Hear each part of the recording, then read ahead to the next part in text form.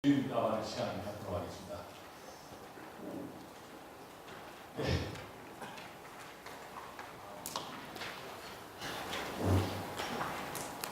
안녕하세요. 무거운문학과 고은진입니다. 저는 이 단편소설을 써먹고 중편소설을 지금 쓰고 있는데 제가 호흡이 좀 길게 빠져가는 게 좀 있어서 교수님께서는 혹시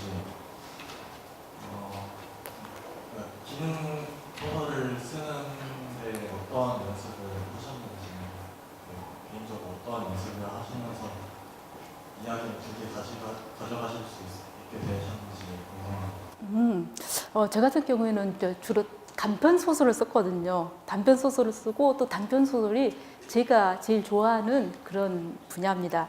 왜 그러냐면 인간이라든가 어떤 삶에 대해서 그 어떤 단면을 아주 예술적으로 쓸 수 있는 것이 이제 단편 소설이라고 생각을 하거든요. 이제 다른 중편이나 장편보다도.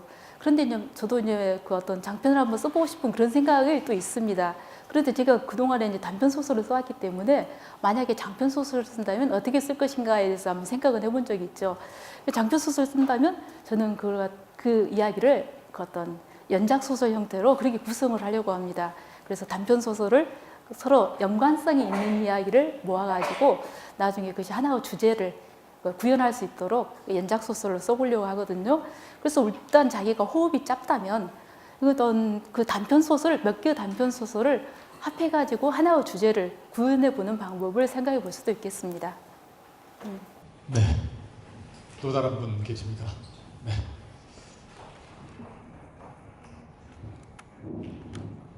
저는 27살 정기선이라고 하는데요. 그 소설 쓸 때 이제 묘사 같은 걸 할 때 가장 많이 듣는 말이 설명하지 말고 보여주라는 말을 가장 많이 듣는데 저 같은 경우에는 글 쓰다 보면 이게 너무 거치다는 느낌을 많이 받거든요. 이를테면 잠을 자러 갔다라고밖에 설명을 못하고 그 내면의 묘사라든가 그런 깊이들 어느 정도를 조절을 해야 되고 또 너무 길어지면 또 소설이 지루해질 수도 있잖아요. 근데 그런 부분을 어떻게 가져가야 될지 궁금해서. 네.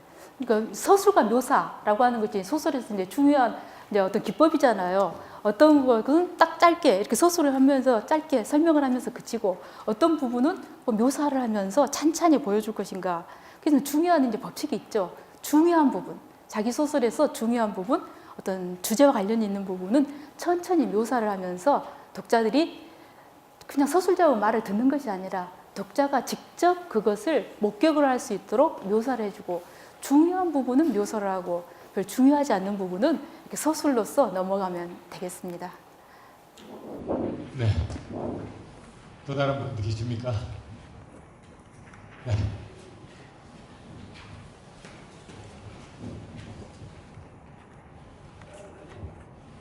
안녕하세요. 국어국문학과 재학 중인 김지은이라고 합니다. 저는 소설 창작 동아리 자작나무에서 고교 동아리 지원단을 활동을 하면서 올해 한 15명 정도의 고등학교 학생들이 소설 창작하는 걸 합평해 주었습니다. 그러는 과정에서 알게 된 것이 가장 많은 친구들이 소설을 맨 처음에 쓰려고 소재를 정하면서 나는 어떤 소재를 쓸지 정하면서 자신의 일상과 그 소설, 맨 처음에 교수님께서 소설은 허구이다와 리얼리티다라고 말씀하셨는데 그 사이의 중간점을 찾지 못하는 학생들이 많았습니다. 교수님은 그 중간점을 찾기 위해서 어떤 노력을 실제로 하셨는지 궁금합니다. 네, 소설이라고 하는 것은 아무튼 허구다라고 하는 것이 본질적으로 모든 사람들이 이제 소설이 이 사람의 어떤 소설이 자전적인 소설일 수도 있지만 근본적으로는 허구다라고 하는 전제를 깔고 있는 거거든요. 그래서 아까 소설이 굉장히 추리적 글쓰기가 될 수 있다는 것도 뭐냐면 자기는 자기의 자전적인 그런 글을 쓰지만 솔직하게 쓰더라도 우리가 그렇잖아요. 자기 자신의 슬픔이라든가 고통 같은 것을 남에게 보이고 싶지 않는 그런 측면이 있잖아요. 그랬을 때 그러나 이 소설로서 쓰게 되면 많은 사람들이 그걸 일단 허구로서 이야기로서 받아들이고 그 이야기에서 아 이것이 뭐 이런 점에서는 이것도 너무 주관적이지 않느냐, 등장인물의 이런 점은 객관적이지 않다라고 이 쓰는 사람에게 조언을 해줄 수가 있는 거거든요. 그래서 소설이 어떤 치유의 글쓰기가 될 수 있다라고 하는 건데, 학생들에게 근본적으로 그 소설이라고 하는 것은 상상, 화구다라고 하는 것을 분명히 해주고, 여기서 글 읽는 사람들도 다들 그런, 이제 학생들이 걱정하는 것은 이런 겁니다. 내가 이 이야기를 쓰면 단 친구들이 그 내 이야기라고 오해하지 않을까? 이런 걸 굉장히 걱정을 하거든요. 그런데 이건 아니다. 소설이라고 하는 건 허구다. 그래서 학생들에게 이것이, 설령 그것이 어떤 학생의 경험담이라고 할지라도 지도하는 입장에서는 이게 허구다라고 하는 것을 이렇게 학생들에게 이야기를 해주고, 허구로서 어떤 소설로서 논리성이라든가 필연성이라든가 어떤 일관성이라든가 이런 것이 부족한 점을 지적해 주는 것, 이것이 필요하죠.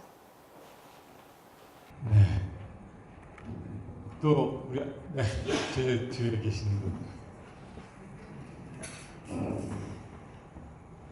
감사합니다. 오늘 잘 들었습니다. 제가 이사를 하면서 20년 전에 제가 30대 중반에 끄적끄적 해놨던 것을 우연히 보게 돼가지고 굉장히 제가 벗고 있는 것 같은 느낌을 받고 좀 몸살을 한 기억이 납니다. 얼마 전에.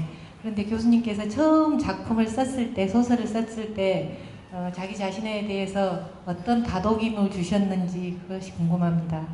네. 그러니까 예전에 쓴 소설들을 보니까, 그러니까 초창기 소설을 보면요, 상당히 이제 부끄럽죠. 상당히 부끄럽지만 모든 소설가들이 처음부터 소설을 잘 쓴 건 아니거든요.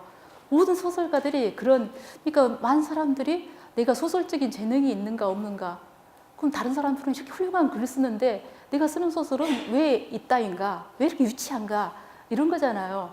그러나 모든 작가들이 다 그 습적 기간을 가진 거거든요. 그리고 습적 기간을 가지면서 이 소설을 쓰면서 처음에는 아무리 좀 유치하다라고 하더라도 일단 소설을 완성하는 것이 중요합니다. 그래서 그 소설을 완성하고 나서 얼마 만에 한 뭐 두세 달 지나고 나서 그 소설을 다시 보게 되면 어디가 잘못되었는가가 보이거든요. 그러니까 뭐 유치하다, 이건 하나 과정이에요.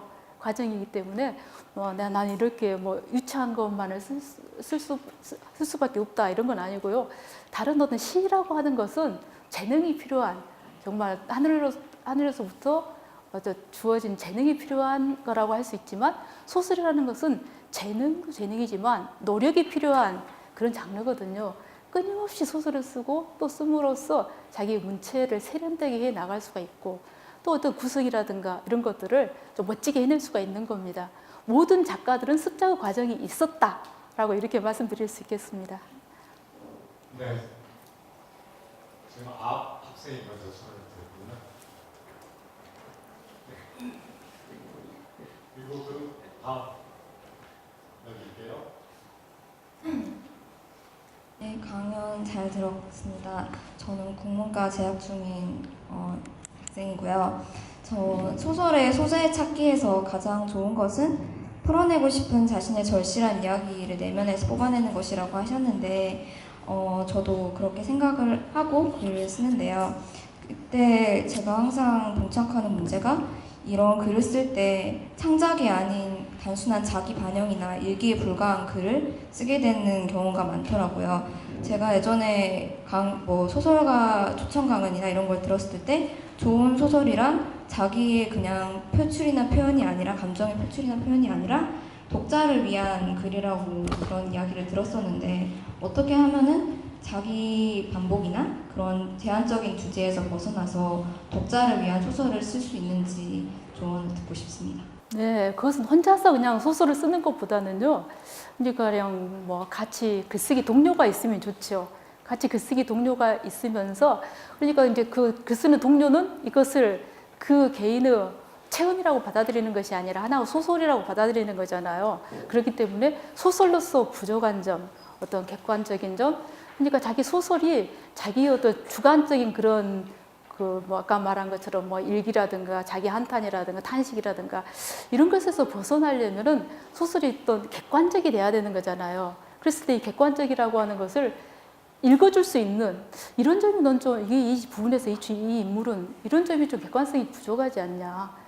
또 이런 것은 시점 문제, 또 이럴 수가 있습니다. 이런 참 좋은 점이 뭐냐면, 자기가 쓰고 있는 시점이 이제 1인칭 되게